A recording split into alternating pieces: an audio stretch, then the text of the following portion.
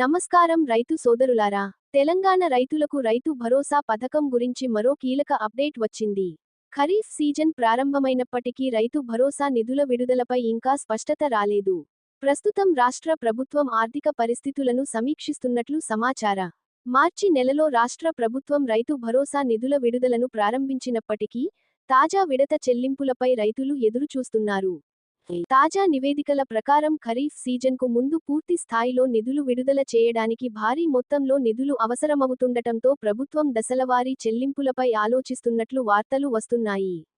అందువల్ల రైతులు తమ బ్యాంక్ ఖాతా, ఆధార్ లింకింగ్, భూ రికార్డులు మరియు ఇతర వివరాలు సరిగా ఉన్నాయో లేదో తప్పనిసరిగా తనిఖీ చేసుకోవాలి.